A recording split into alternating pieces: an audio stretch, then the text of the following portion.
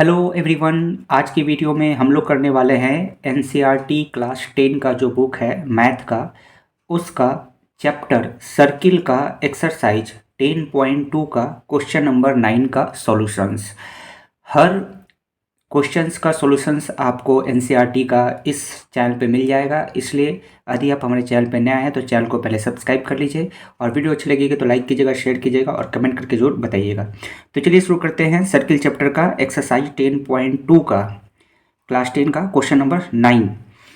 कहता है in figure X Y and X dash Y dash are two parallel tangents to a circle with centre O and another tangent A B with point of contact C intersecting X Y at A and X dash Y dash at B proved at A O B 90 degree.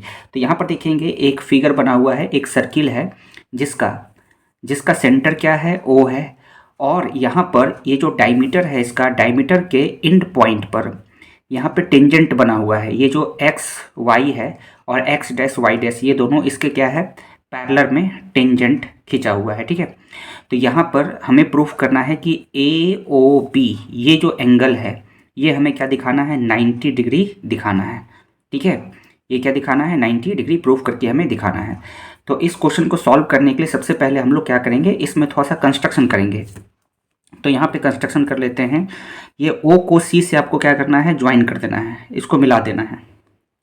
हम लोग यहाँ से ओ को सी से join कर देंगे। ठीक है, तो अब इसको हम लोग यहाँ पे थोड़ा सा लिख लेते हैं। ओ को सी से पहले क्या करना है, ज्वाइन करना है। तो यहाँ पे लिखेंगे ज्वाइन ओ सी। ठीक है, ओ सी को पहले क्या करना है, यहाँ पे ज्वाइन कर देना है। अब देखेंगे यहाँ पे इसको हम लोग यहाँ पे इसको एंगल 1 नाम दे देंगे, इसको एंगल 2, इसको एंगल 3, इसको एंगल 4। इससे क्या होगा कि बार बार हमें ये नहीं बोलना पड़ेगा पी ओ ए, इसको हम लोग सीधे एंगल 1 बोल देंगे। इसी तरह से इस एंगल को डिनोट करना रहेगा तो ए ओ सी ना बोल करके एंगल 2 बोल देंगे। तो कन्वीनियंट होता है, आसान होता है क्वेश्चंस को सॉल्व करने में या लिखने में, इसीलिए हम लोग इस प्रकार से एंगल को 1 2 3 4 से नोट करते हैं। अब इस एंगल को देखिए कितना बड़ा हो जाएगा, बोलना क्यू ओ बी या फिर बी ओ क्यू बोलेंगे, इससे ज़्यादा आसान कौन है, सीधे बोल देंगे एंगल 4। ठीक है, तो इस तरह से हम लोग इसको नोट कर देंगे। अब यहाँ पे देखेंगे जैसे ही हम लोग इसको यहाँ पे ज्वाइन करते हैं ओ को सी से, तो यहाँ पे दो ट्रायंगल बन रहा है। एक ट्रायंगल है ओ पी ए और दूसरा है ये ए ओ सी। तो सबसे पहले हम लोग इन दोनों ट्रायंगल को कॉन्ग्रेंट करना है। ठीक है, इसको पहले क्या करेंगे, कॉन्ग्रेंट करेंगे। तो यहाँ पे लिखेंगे in triangle A O P and triangle A O C. तो इसको हम लोग पहले क्या करेंगे, कॉन्ग्रेंट करेंगे। अब देखेंगे कॉन्ग्रेंट कैसे होगा। तो सबसे पहले यहाँ पर देखेंगे कि ये जो सर्किल है इसके बाहर में ए एक पॉइंट है और यहाँ से ए पी क्या है, एक टेंजेंट है, और ए सी भी क्या है, टेंजेंट है। तो ये दोनों का लेंथ आपस में क्या होगा, बराबर होगा, क्योंकि किसी भी सर्किल के एक्सटर्नल पॉइंट से जो टेंजेंट का जो लेंथ होता है, किसी भी सर्किल के बाहर में अगर कोई पॉइंट हो और सर्कल पर टेंजेंट खींचा जाएगा तो ये दोनों टेंजेंट का लेंथ क्या होगा, आपस में बराबर होगा। तो यहाँ पे हम लोग लिख सकते हैं कि ये जो ए पी होगा, ठीक है, ये जो ए पी होगा और ये जो ए सी होगा ये आपस में क्या होगा, इक्वल होगा, ए सी। ठीक है, अब यहाँ पे कैसे हुआ, सो लिख देना है यहाँ पे इक्वल लेंथ इसका है। फिर इसी तरह से देखेंगे ये जो OP है, OP और OC इस ट्रायंगल में आपका OP और इस ट्रायंगल में OC दोनों आपस में इक्वल होगा। तो OP बराबर क्या हो जाएगा, OC। कैसे, इक्वल रेडियाई, दोनों रेडियस है। ठीक है, तो इक्वल रेडियाई, दोनों का रेडियस का लेंथ आपस में क्या होगा, ये सर्किल का ये दोनों रेडियस ही है, OP भी रेडियस है और OC भी क्या है, रेडियस है। तो दोनों का लेंथ आपस में क्या होगा, बराबर होगा। और यहाँ पर देखेंगे इस ट्रायंगल में OA और इस ट्रायंगल में OA ये दोनों आपस में इक्वल होगा क्योंकि कॉमन है दोनों का लेंथ, OA बराबर OA। तो ये क्या हो जाएगा, कॉमन। तो अब यहाँ पे देख सकते हैं कि ये दोनों ट्रायंगल जो है कॉन्ग्रेंस हो चुका है, किस प्रॉपर्टी से, SSS से। तो यहाँ पे हम लोग लिख सकते हैं इसलिए ट्रायंगल AOP कॉन्ग्रेंस है ट्रायंगल AOC के, किस प्रॉपर्टी से, तो साइड SSS क्राइटेरिया से। ये दोनों ट्रायंगल क्या हो चुका है, कॉन्ग्रेंस हो चुका है। तो जब ये दोनों ट्रायंगल कॉन्ग्रेंस हो चुका है, आपको पता होगा यदि दो ट्रायंगल आपस में कॉन्ग्रेंस होता है तो क्या होता है, उनके सभी जो पार्ट्स है वो आपस में इक्वल हो जाते हैं, चाहे वो एंगल्स हो या साइड्स का जो लेंथ है सब आपस में क्या हो जाएगा, इक्वल हो जाएगा। तो यहाँ पे एंगल 1 इक्वल टू हम लोग क्या लिख सकते हैं, एंगल 2, ये दोनों ट्रायंगल का जो एंगल 1 है और एंगल 2 ये दोनों आपस में क्या हो जाएगा, इक्वल हो जाएगा। सो यहाँ पे हम लोग लिख सकते हैं कि एंगल 1 जो है इक्वल टू हो जाएगा एंगल 2 से, सीपीसीटी से। ठीक है, चलिए अब फिर इसी तरह से हम लोग यहाँ पर आते हैं। तो यहाँ पर देखेंगे, यहाँ पर दो ट्रायंगल बन रहा है, एक बन रहा है बी ओ सी और एक ट्रायंगल है बी ओ क्यू। ये दोनों को भी हम लोग क्या करेंगे, पहले कॉन्ग्रेंस करेंगे। तो यहाँ पे लिखेंगे, अब हम लोग यहाँ पे लिखेंगे in triangle B O C and triangle B O Q, इन दो ट्रायंगल को भी हम लोग पहले क्या करेंगे, कॉन्ग्रेंस करेंगे।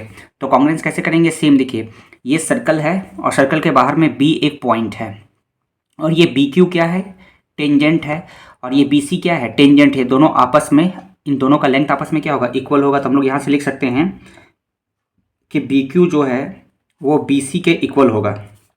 कैसे, इक्वल लेंथ, दोनों टेंजेंट का लेंथ आपस में क्या है, इक्वल है। किस प्रॉपर्टी से या किस थ्योरम से, थ्योरम पढ़े होंगे कि किसी भी सर्किल के एक्सटर्नल पॉइंट से, बाहर से अगर कोई पॉइंट से टेंजेंट खींचा जाता है सर्किल पर, दोनों का लेंथ आपस में क्या होता है, इक्वल होता है। इसी प्रकार से यहाँ पर देखेंगे जो ओ सी जो होगा, ओ सी ये इक्वल होगा, ओ सी इक्वल होगा किसके, ओ क्यू के, क्योंकि ये दोनों रेडियस है सर्किल का, ओ क्यू। यहाँ लिख सकते हैं इक्वल रेडियाई, इक्वल रेडियाई, दोनों रेडियस है, ये सर्किल है, सर्किल का ओ क्यू भी रेडियस है और ओ सी भी क्या है, रेडियस है। तो ये दोनों आपस में क्या हो गया, इक्वल हो गया। और तीसरा देखेंगे, ये जो ओ बी है, इस ट्रायंगल का बी ओ सी, इस ट्रायंगल का ये जो ओ बी और बी ओ क्यू, इस ट्रायंगल का ये ओ बी, दोनों आपस में क्या है, कॉमन है। तो यहाँ पे लिख सकते हैं O B equal to O B common. तो अब हम देख सकते हैं यहाँ पे ये दोनों जो ट्रायंगल है, ये दोनों ट्रायंगल आपस में क्या हो चुका है, कॉन्ग्रेंस हो चुका है। तो यहाँ पे लिख सकते हैं ट्रायंगल बी ओ सी कॉन्ग्रेंस हो गया ट्रायंगल बी ओ क्यू।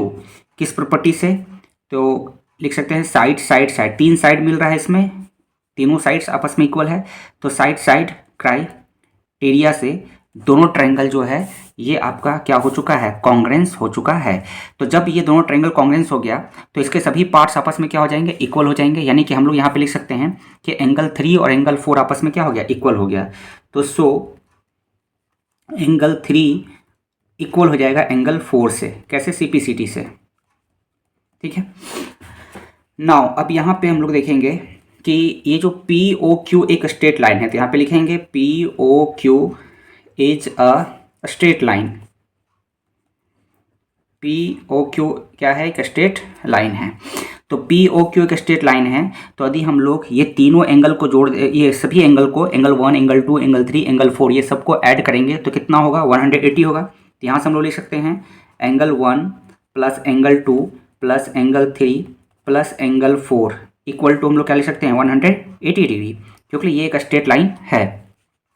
अब यहाँ पे हम लोग देखेंगे ये जो एंगल 1 है, अभी यहाँ पे हम लोग देखे थे एंगल 1 जो है वो एंगल 2 के बराबर है। तो एंगल 1 की जगह हम लोग क्या पुट कर सकते हैं, एंगल 2।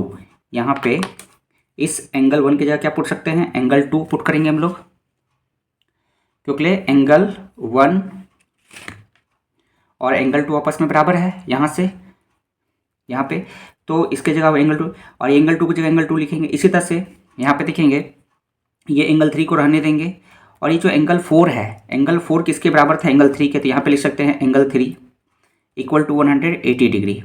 अब ये देखिए एंगल 2 और एंगल 2 को ऐड करेंगे कितना आएगा, 2 एंगल 2 आएगा, प्लस एंगल 3 और एंगल 3 को ऐड करेंगे कितना आएगा, 2 एंगल 3 आएगा, इक्वल टू 180 डिग्री।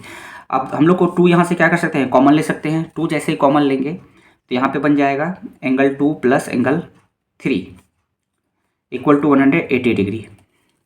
अब ये 2 से इस कैंसिल हो जाएगा, ये हो जाएगा 90 डिग्री। तो यहाँ पे देख सकते हैं आ चुका है angle 2 plus angle 3 equal to 90 degree.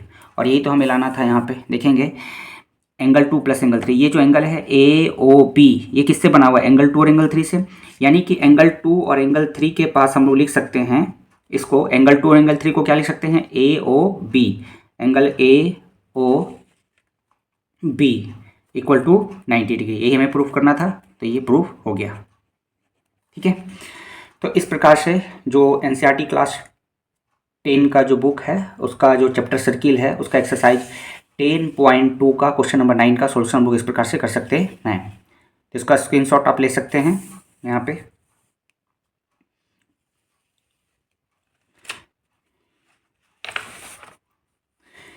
तो चलिए इस वीडियो में इतना ही, फिर हम लोग अब अगले वीडियो में मिलेंगे। तो चैनल को जरूर सब्सक्राइब कर लीजिए ताकि हर वीडियो की नोटिफिकेशन आपको मिलती रहे। वीडियो अच्छी लगेगी तो लाइक कीजिएगा और शेयर कीजिएगा। वीडियो देखने के लिए थैंक यू।